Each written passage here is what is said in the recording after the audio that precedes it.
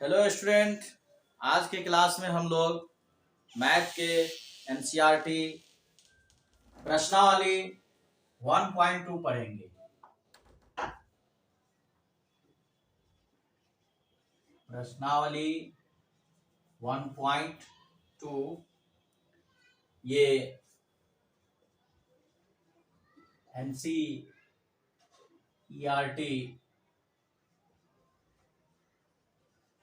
के मैथ के बुक से। चलिए, प्रश्नावली 1.2 में फर्स्ट क्वेश्चन है।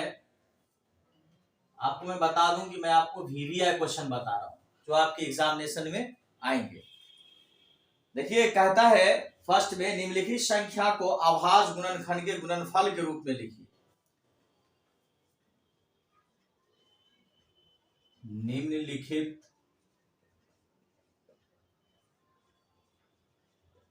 संख्या को अभाज्य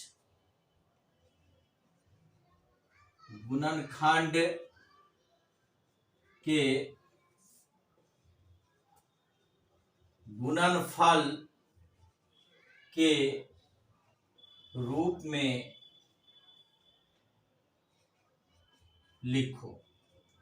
इसमें से फर्स्ट है, मैं एक दो समझा दूंगा तो बाद बाकी आप कर लेंगे। 140। अब देखिए 140 का हम अभाज्य गुणनखंड कैसे करेंगे। सबसे पहले ये 140 को बाबू यहां ले आएंगे हम लोग और इसका फैक्टर करेंगे, गुणनखंड करेंगे।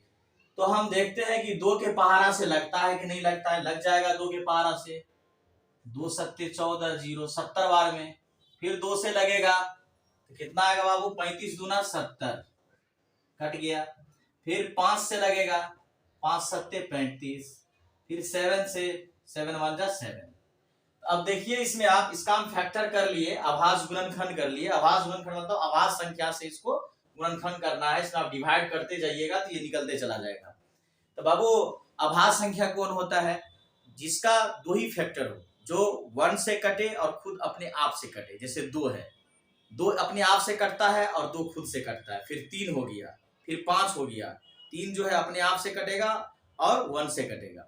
इसका 2 ही फैक्टर, तो अभाज्य संख्या होता है। अभाज्य संख्या से ही इसमें लगाना है। 2 से नहीं लगेगा तो फिर हम लोग 3 से लगाएंगे। 3 से नहीं लगेगा तो फिर 5 से लगाएंगे। 4 से नहीं, इसीलिए कि 4 भाज्य संख्या है। हमको अभाज्य गुणनखंड के रूप में लिखना है। अभाज्य संख्या से लगाएंगे।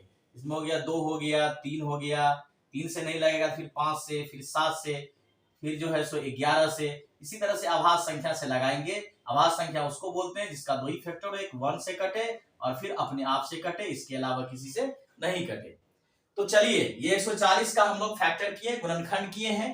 तो यहाँ पर जो है हम लोग देखते हैं कि 2 कितना बार आया है। 2 आया है 2 बार, तो 2 पे पावर 2। 5 आया है 1 बार, 1 पावर देने की जरूरत नहीं होती है। 1 से ज्यादा पावर है तो वो देना है, 1 है तो देने की जरूरत नहीं है। 7 कितना बार है, 1 बार है। ये हो गया आपका आंसर। फिर इसके दूसरा में देखते हैं क्या है।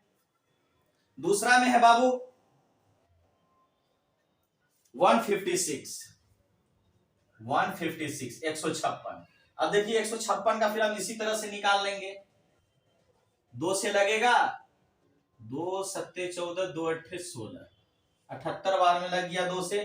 फिर 2 से लगेगा, 2 तिया 6, 2 9 में 18। और फिर 3 से लगेगा, 13 तिया 39। फिर 13 से लगेगा, 13 1 जा 13। अब देखिए इसमें भी 2 कितना बार आया है, 2 बार। 2 पे पावर 2। फिर इसमें 3 अगर 5 बार आएगा तो हम यहाँ 3 पे पावर 5 देंगे, लेकिन 3 एक ही बार है, 3 एक बार लिख दिए। 13 जितना बार आएगा 13 को उतना पावर लिखेंगे, सिर्फ 1 पावर नहीं लिखेंगे। 1 रहेगा तो नहीं लिखेंगे। 13 1 बार है तो सिर्फ हम 13 लिख दिए। इसमें क्या करेंगे हम लोग, कोई पावर ऊपर में नहीं देंगे। अगर 13 यहाँ पर 3 बार रहता तो हम 3 दे देते पावर। 13 2 बार रहता तो 13 पे पावर 2 दे देते। तो 13 1 बार है, हमने 1 बार लिख दिया। चलिए, ये हो गया आपका आंसर।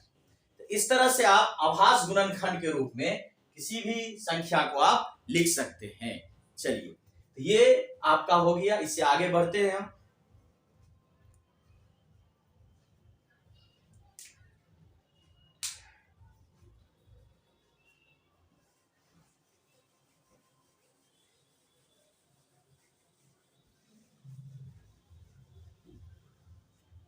अब देखिए बाबू, दूसरा में है क्वेश्चन में कि निम्न पूर्णांकों के निम्नलिखित युग्मों के एचसीएफ और एलसीएम ज्ञात कीजिए तथा इसकी जांच कीजिए कि दो संख्या का गुणनफल बराबर एचसीएफ गुने एलसीएम है कि नहीं।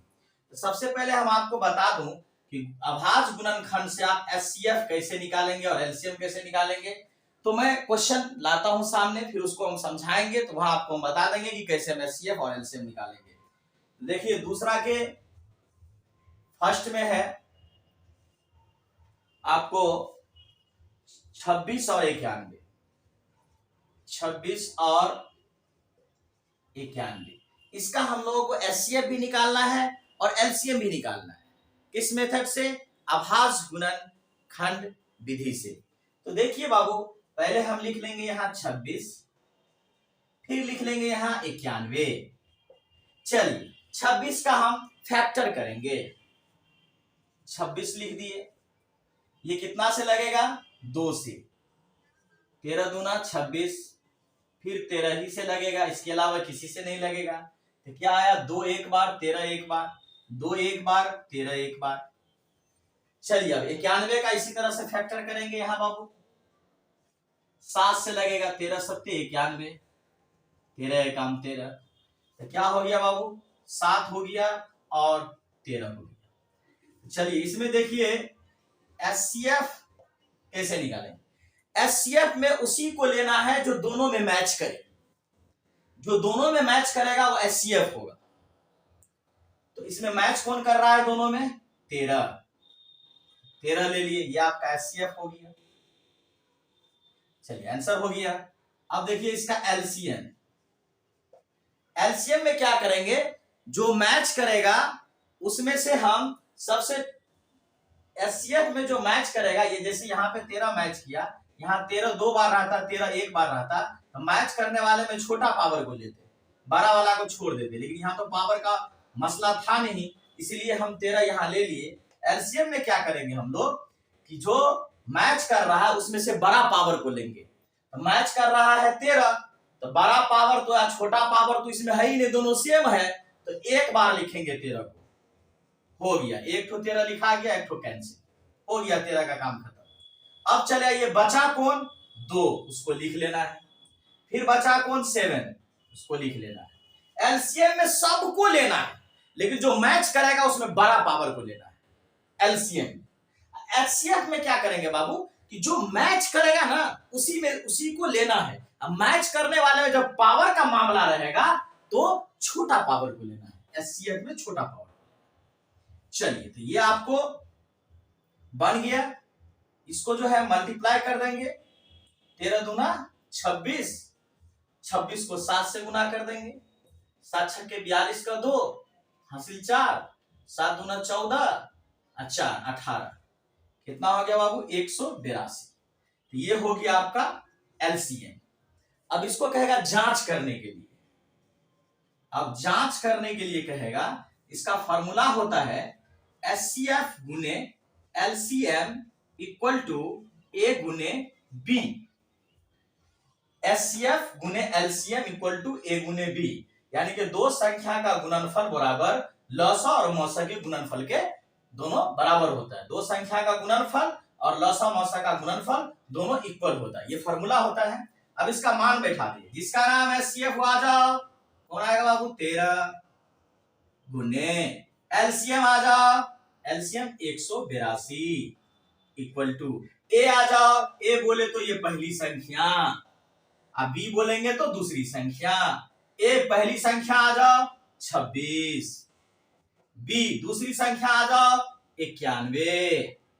अब इसको क्या करेंगे हम लोग? गुना कर लेंगे, दोनों को यहां गुना करके लिखेंगे और ये दोनों को यहां गुना करके लिखेंगे, दोनों इक्वल आ जाएगा। अब देखिए 182 और 13 को हम गुना करते हैं, 182 और 13 को, 3 दूना 6, 3 अट्ठे 24 का 4 हासिल 2, 3 एकम 3 2 5, 1 दूना 2 इकट्ठे 8 के काम 1। देखिए 6 हो गया, 4 2 6 हो गया, 8 5 13 का 3 हो गया, हासिल 1 का 1 2, 2366। ये हो गया 2366। अब ये भी उतना ही होगा बाबू 2366।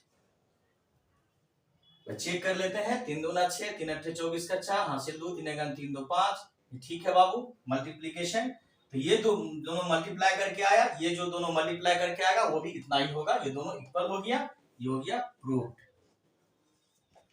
इस तरह से आप बना सकते हैं कि लॉसा और मौसा भी आप निकाल सकते हैं, एचसीएफ और एलसीएम निकाल सकते हैं आप गुणनखंड अभाज्य गुणनखंड विधि से। उसके बाद फिर उसका आप जांच भी कर सकते हैं।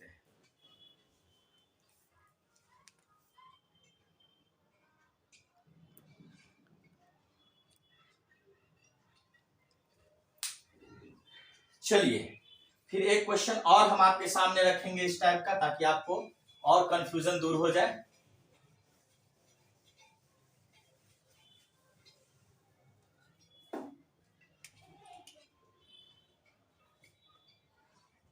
$510 और 92,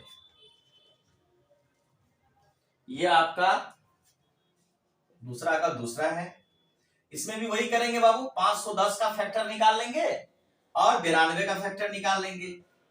510 का जो बाबू हम निकालेंगे तो 2 से लगाएंगे, लग जाएगा क्योंकि 0 है लास्ट में। 2 दूना 4, 2 5 6 10, 2 5 6 10। अब जो है 3 से लगेगा, 3 अट्ठे 24, 3 5 6 15। अब जो है 5 से लगेगा, 17 5 6 85। अब 17 से लगेगा, 17 एकम 17। इसका कितना आ गया बाबू, 2 आ गया एक बार, 3 आ गया एक बार, 5 आया एक बार, 17 आया एक बार। अब है 92।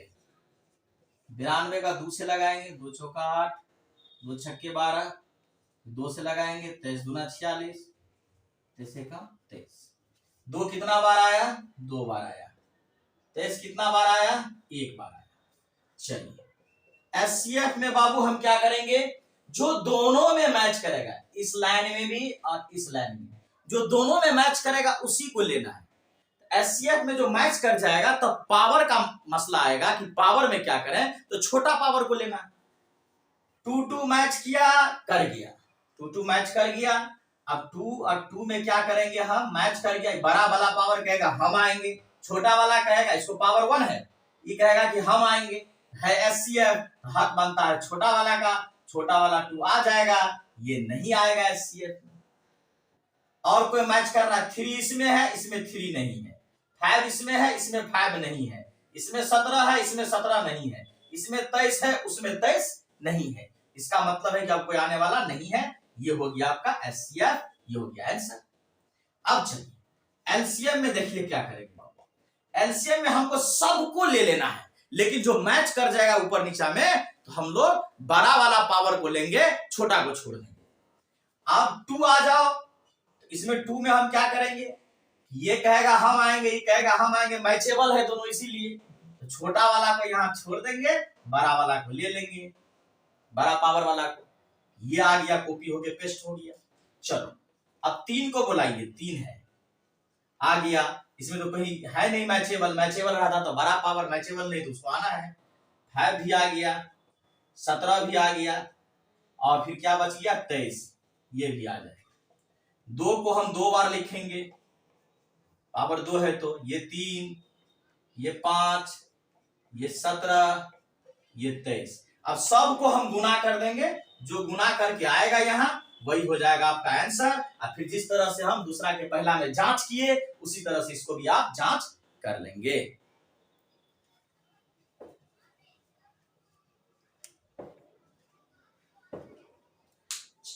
चलिए अब आगे बढ़ते हैं बाबू।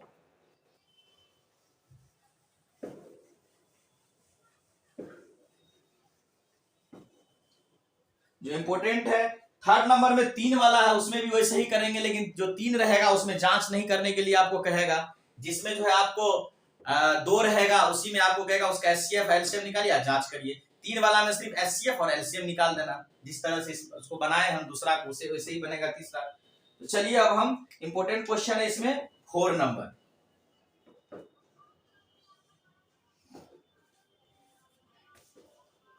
4 नंबर में देखिए क्या है बाबू, एचसीएफ दिया हुआ है, एचसीएफ दिया हुआ है 306 657, ये दोनों का एचसीएफ दिया हुआ है 9।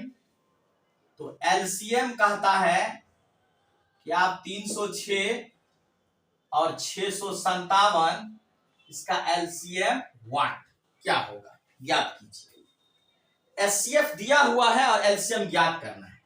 ये बाबू देखिए, यही दोनों नंबर का एचसीएफ 9 है, यही दोनों नंबर का एचसीएफ 9 है, यही दोनों नंबर का एलसीएम क्या होगा। तो आप इसका फॉर्मूला हम बताएं आपको कि सूत्र है इसका, सूत्र से HCF into LCM equal to A गुने B। जो इस चारों में से 3 दिया रहेगा तो 1 आप निकाल सकते हैं, कोई भी चारों में से 3, ये एलसीएम दिया रहेगा, A दिया रहेगा, B दिया रहेगा, तब एचसीएफ निकाल सकते हैं। एचसीएफ एलसीएम A दिया रहेगा, B नहीं दिया रहेगा, B निकाल सकते हैं। इसमें पुट कर देंगे, जो वैकेंट रहेगा खाली रहेगा वही निकलेगा। चलो एचसीएफ जिसका नाम है वो आ जाओ। एचसीएफ दोनों का दिया हुआ है 9, एचसीएफ जगह पे 9 लिख गुने एलसीएम आ जाओ, एलसीएम नहीं है निकालना है, हम यहां एलसीएम में लिख देंगे इक्वल टू ए, पहली संख्या आ जाओ, पहली संख्या कौन है 306 गुने बी, दूसरी संख्या आ जाओ, क्या है बाबू ये ए हो गया ये बी हो गया, ये ए है ये बी है, यही चीज यहां है। तो बी क्या हो गया बाबू 657। आप चाहे तो आप यहां से भी काट सकते हैं, क्योंकि बराबर में आपको ऊपर ऊपर कटता है और नीचे नीचे कटता है, बराबर में ऊपर ऊपर और नीचे नीचे कटता है, वहां से भी वैसे भी आप काट सकते हैं, या नहीं तो आप एलसीएम इक्वल टू लिखिए, जो निकलता है उसके पास वाला जो मल्टीप्लाई में वो कहां चलाएगा, नीचे डिवाइड में चलाएगा। 306 गुने 657 ऊपर, और जो निकला उसके पास वाला 9 नीचे। जैसे बाबू देखिए 5x बराबर 10 है, तो कोई हमको पूछेगा कि x बराबर क्या होगा, तो x बराबर होगा ये 10 है, जो निकला उसके पास में जो मल्टीप्लाई में है वो चले और नीचे डिवाइड में, काट देते हैं 5 दूना 10, तो x बराबर हो जाता है 2। इसी तरह से हम क्या किए कि एलसीएम जो निकाल दी, इसके पास वाला कहां चला या नीचा, तो सामने वाला कहां जाएगा ऊपर। अब 9 से इसको काट देंगे, देखिए कट जाएगा बाबू, 9 तिया 27, 3 गया इसमें, 9 चौक 36, 9 से जो हम 306 में डिवाइड किए हैं तो 34 बार में ये कट गया। इसका जो बाबू एलसीएम होगा, ये दोनों को मल्टीप्लाई कर देंगे, 34 को और 657 को, ये दोनों को गुना करके जो आएगा वो आप यहां लिख दीजिएगा, ये हो जाएगा आपका एलसीएम।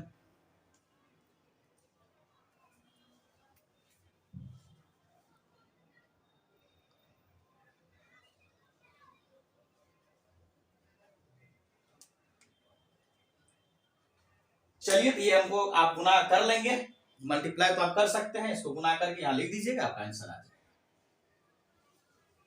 अब हम आगे बढ़ते हैं इसके 6 नंबर क्वेश्चन।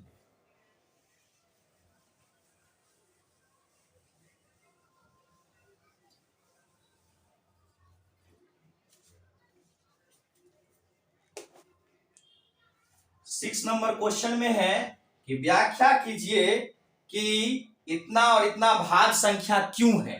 अब देखिए इसमें हम पहला स्टेप में पहला वाला को लेंगे, 7 इंटू 11 इंटू 13 प्लस 13। देखिए स्टेप 1 में पहले इसको लेते हैं। देखिए भाग संख्या क्यों है, भाग संख्या कौन होता है, जो 1 से भी कट जाए, अपने आप से भी कट जाए और किसी और से कटे। जैसे 2 देखो किससे कटेगा, 1 से और 2 से, ये भाज नहीं हुआ या भाज हो गया।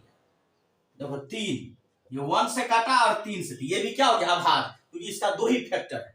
फिर 4 देखो 1 से और 2 से भी 4 कट जाएगा, 2 के पहाड़ा में भी 4 है, और 4 से भी, 1 से और अपने आप से तो सब कटता है, इसके अलावा किसी से कट जाए तो वो भाज्य संख्या। 1 से और अपने आप से सब नंबर कटता है, इसके अलावा किसी से कट जाए तो वह भाज्य संख्या है। तो देखिए ये 2 से भी कट गया तो ये भाज्य संख्या हुआ, ये जो है 2 और 3 ये अभाज्य हो गया। तो हमको चेक करना है कि ये भाज्य संख्या क्यों है। चलिए देखते हैं बाबू, ये जो प्लस देखते हैं ना, प्लस और माइनस ये 2 नंबर को अलग करता है। तो ये प्लस और माइनस जो 2 नंबर को अलग करता है, तो ये आपका बॉर्डर हो गया, इधर एक देश और उधर दूसरा देश। तो क्या करेंगे बाबू कि दोनों देश में कौन है जो कॉमन है, मैचेबल है। 13 इस देश में भी है, 13 ये हो गया एक, ये हो गया एक देश, दोनों में ये बॉर्डर हो गया। तो दोनों में कौन मैच करता है, इस साइड भी इस साइड भी, 13 मैच करता है, 13 कॉमन ले लिए, और जो कॉमन में चला गया उसके जगह पे 1 बचेगा। अब देखो ये क्या हो गया बाबू, 7 गुने 11 गुने यहाँ क्या बच जाएगा 1, ये क्या हो गया प्लस, यहाँ क्या हो जाएगा 1। अब देखो ये हो गया 13, इसको गुना कर दीजिए, ये जो कॉमन में आ गया इसलिए यहाँ भी 1 हो गया, यहाँ भी 1 हो गया। 11 सत्ते 77, 77 एक काम 77 प्लस 1 हो गया। अब 13 ब्रैकेट हटेगा, मल्टीप्लाई, दोनों को ऐड कर दीजिए, 17 और 1 सॉरी 77 और 1 78। अभी दोनों को गुना कर देंगे, 78 को गुना कर देंगे 13 से, 3 8 24 का 4 हासिल 2, 3 7 21 और 2 23, 8 1 7 10 4 8 3 11 के 1 हासिल 1 7 2 9 1 10। देखो अब कितना हो गया ये 1014। तो देखो ये जो है 1 से तो कटेगा, अपने आप से कटेगा, इसके अलावा ये किसी से और कट रहा है, हाँ कट रहा है, किससे, 2 के पहाड़ा से। कैसे, लास्ट में 4 है, इसका मतलब ये 2 से कट जाएगा। आपको मालूम होगा कि जिस नंबर के लास्ट में 0 2 4 6 8 रहता है वो 2 के पहाड़ा से कट जाता है। तो 4 है इसलिए 2 के पहाड़ा से कट जाएगा। तो 1 से भी कटा, अपने आप से भी कटा, और 2 के पहाड़ा से भी कट गया, तो 3 गुणनखंड हो गया। तो जिसका 2 से ज्यादा गुणनखंड हो जाए वो भाज्य संख्या है। यहां लिखेंगे चूंकि इसका 2 से अधिक गुणनखंड है इसीलिए यह भाज्य संख्या है। 2 से अधिक गुणनखंड है इसीलिए भाज्य संख्या है।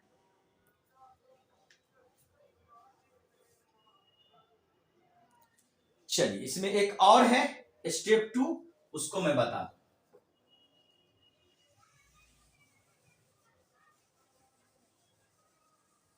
ये स्टेप 1 था, अब आते हैं स्टेप 2 में। स्टेप 2 में है बाबू, इसको भी चेक करना है, यही नंबर में 6 नंबर क्वेश्चन में है, 7 × 6 × 5 × 4 × 3 × 2 × 1 + 5। अब हमको इसमें कह रहा है कि ये भाज्य संख्या क्यों है, इसको भी चेक करेंगे। प्लस और माइनस ढूंढो, वही बॉर्डर पता चलेगा, प्लस है, इधर एक देश इधर एक देश, दोनों देश में कौन नंबर है जो कॉमन है, मैचेबल है, तो वो है बाबू 5। 5 इधर भी है और 5 इधर भी है, उसी को ले लेंगे कॉमन। 5 हो गया कॉमन, और जो कॉमन हो जाता है उसके जगह पर हम लोग क्या लिखते हैं, 1 लिखते हैं। ये 7 × 6 × 5 × 4, सॉरी यहाँ तो 5 कॉमन ले लिए है ना, यहाँ क्या हो जाएगा बाबू 1, 4 लिख लिए, 3 × 2 × 1 प्लस ये कॉमन में चला गया है 1। देखिए कॉमन ले लिए, सब वैसे ही लिखाया, यहाँ 1 हो गया, सब वैसे ही लिखाया, और यहाँ क्या हो गया 1। जो कॉमन में आ जाता है ना उसके जगह पे हम लोग 1 लिखते हैं। अब चलिए ब्रैकेट के अंदर ही पहले मल्टीप्लाई का गुना का काम कर लेते हैं। देखो बाबू 2 तिया 6, 6 चौका 24, यहां तक 24 हो गया, और 7 छक्के 42, 42 को 24 को गुना कर देंगे, हो गया ना, 2 तिया 6, 6 चौका 24, 7 छक्के 42 का 42, 4 दूना 8, 4 चौका 16, 2 दूना 4, 2 चौका 8। चलिए ये हो गया बाबू 8, 6 4 10 का 0, हासिल 1 1 2 8 2 10, ये हो गया बाबू 1008। ये सब को गुना किए 1008 हुआ। अब ये लिखेंगे प्लस, ये क्या हो गया बाबू 1। अब देखिए ये 5 ब्रैकेट हटेगा, गुना 1008 और 1 जोड़ा गया, क्या हो गया 1009। अब ये दोनों को गुना कर देंगे, 45 45। देखो बाबू इसको गुना करेंगे इतना होगा, देख लीजिए 1009 को 5 से गुना करेंगे, 5 में 45 का 5 हासिल 4, 5 0 5। देखिए इतना आ गया बाबू। अब बताना है ये भाज्य संख्या है कि नहीं। तो देखिए ये 1 से और अपने आप से तो ये कटेगा ही, इसके अलावा ये किसी से कटेगा, हाँ कट जाएगा। किससे बाबू 5 के पहाड़ा से, क्योंकि लास्ट में 5 है। जिसके लास्ट में 0 हो और 5 हो वो 5 के टेबल से कट जाता है। तो इसका 3 गुणन यानी कि 2 से ज्यादा गुणनखंड हो गया। तो लिखेंगे क्योंकि 2 से ज्यादा गुणनखंड इसलिए हुआ कि अपने आप से और 1 से कटा, इसके अलावा ये 5 से कट गया। लिखेंगे चूंकि इसका 2 से अधिक गुणनखंड है इसीलिए यह भाज्य संख्या है। तो चलिए जो इसमें VVI क्वेश्चन था इसको हम लोग जान लिए, ये आपको बताएं, ये इंपॉर्टेंट क्वेश्चन है 1.2 का। तो आज की क्लास में इतना ही बच्चों, मिलेंगे फिर अगले क्लास में फिर नए एक्सरसाइज के साथ। तो आप अगर नए हैं यूट्यूब पे, अगर सब्सक्राइब नहीं किए हैं चैनल को सब्सक्राइब कर लीजिए, बेल आइकन दबा लीजिए ताकि आपको सारी नोटिफिकेशन मिलता रहे। ठीक है, मिलते हैं फिर अगले क्लास में।